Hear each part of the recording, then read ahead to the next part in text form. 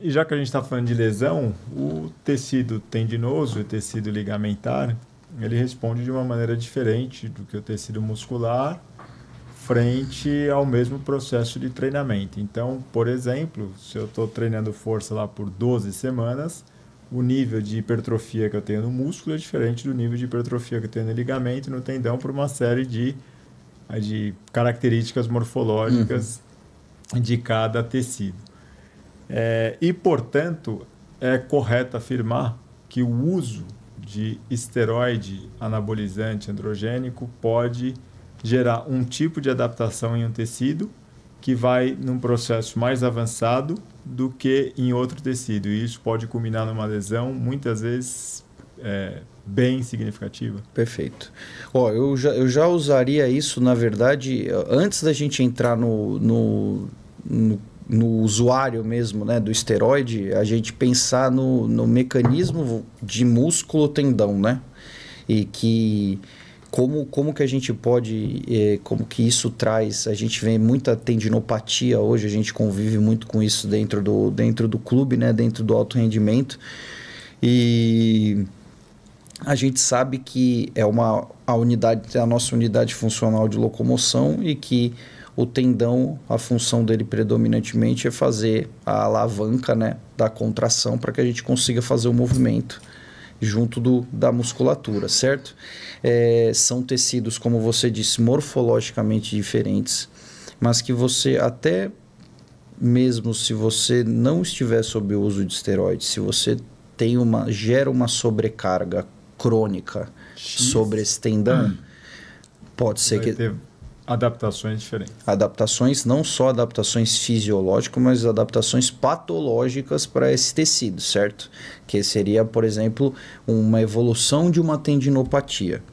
A gente sabe que a gente tem fases hoje da evolução de um tecido, né? de um tecido patológico, e que esse tecido, em geral, ele já nos dá sinais precoces de que ele tá doente. Então, por exemplo, no ultrassom mesmo a gente já consegue ver um tendão, mesmo sem sintoma, mesmo o paciente sem dor, a gente consegue ver já alterações relacionadas a um processo de sobrecarga. E que a gente pode inferir que, se nada for feito, há um risco aumentado desse tecido evoluir e romper lá na frente, certo? O que acontece com o usuário do esteroide é que a gente acelera esse processo, amplifica a desigualdade de adaptação morfológica. Exatamente. O músculo, a gente tem uma desproporção entre o crescimento do músculo e o crescimento do tendão. E isso amplificado, lógico que a gente tem isso se une, por exemplo, aos outros fatores neuroquímicos que o esteroide pode trazer, como diminuição da percepção de fadiga, diminuição, até mesmo aumento assim, de limiares de dor mesmo. Isso faz com que às vezes vigor, da raiva, mascara muitas vezes um sinal que aquele tendão estaria dando para aquela pessoa, e que se a gente não fizer nada aqui, esse tecido está em iminência de entrar em falência, né, no que a gente fala, que seria uma ruptura no caso, né? Então não só o cuidado que a gente tem que ter, tá, em explicar isso para o paciente, mas não só no contexto de usuários de esteroide, mas também do contexto dos não usuários, em que você ter o controle de carga muitas vezes é necessário para que você diminua o risco de lesões até potencialmente mais graves, ou que te deixariam mais tempo de recuperação, que fariam que você talvez regredisse mais casas ali no teu desenvolvimento, né? E aí o esteroide, obviamente, ele vai potencializar isso, ele vai potencializar esse desequilíbrio dessa musculatura com esse tendão, e isso vai aumentar o risco dele romper, né? Até ter, por exemplo, uma desinserção.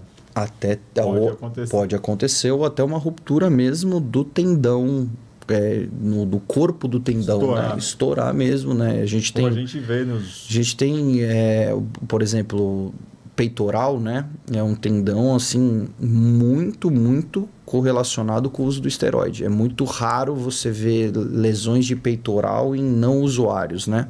Mas você vê lesões mais que talvez o que a gente consiga ver às vezes de mais diferente seja talvez no tempo para ocorrer uma lesão, né?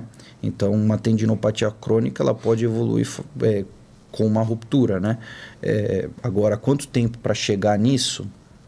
Não tem como a gente definir. Talvez o usuário de esteroide ele acelere mais ainda esse desenvolvimento desse de uma série de outros fatores. Proteína, exatamente. Do descanso, do suplemento, por isso que a gente nunca pode dar como mas que a gente tem evidências claras de que esteroides estão relacionados ao aumento de lesões tendíneas. Isso já está bem sedimentado na literatura, né?